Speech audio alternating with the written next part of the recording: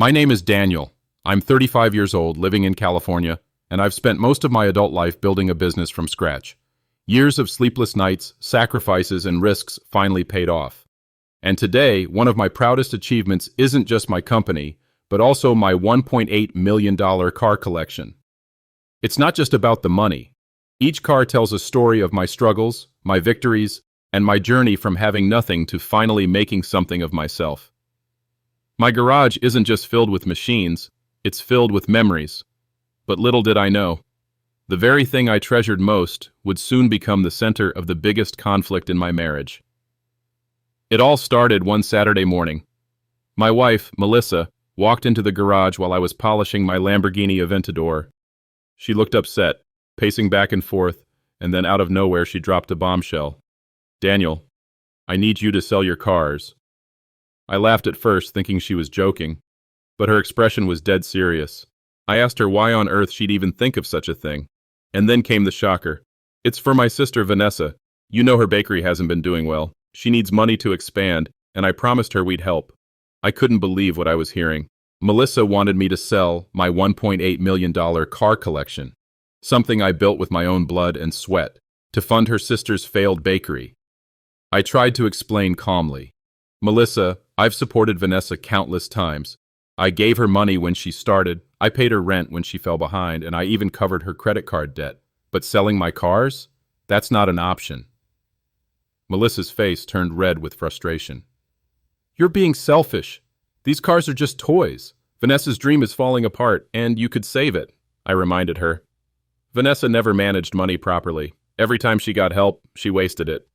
If I sold my collection, it wouldn't be an investment. It would be throwing everything away.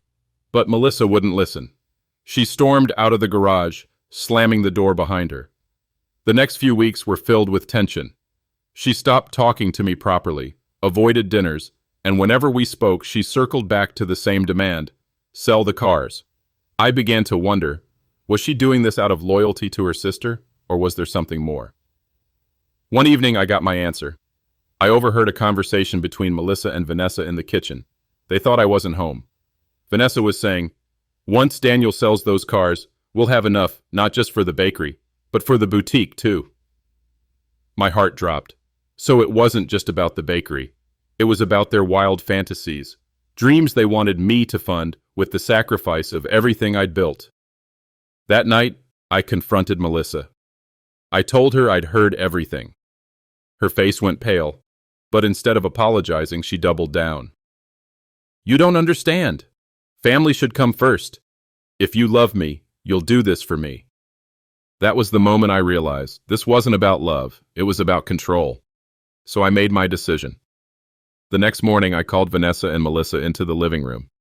I sat them down and showed them a folder of documents. Inside were receipts of every loan, every payment, every time I had bailed Vanessa out. I told them firmly, "I've done more than enough. This car collection is staying with me. If you want success, you'll have to build it yourselves, the same way I did." Melissa's jaw tightened. Vanessa scoffed and stormed out. And Melissa? She didn't say a word. Days turned into weeks, and the silence in our home grew louder. Eventually, Melissa packed her bags and left to stay with her sister. It hurt. I won't lie. I loved her. But I couldn't sacrifice everything I worked for to enable someone else's irresponsibility. Months later, I heard through mutual friends that Vanessa's bakery finally shut down. And Melissa? She moved in with her sister to help. But truthfully, they were both sinking deeper into debt.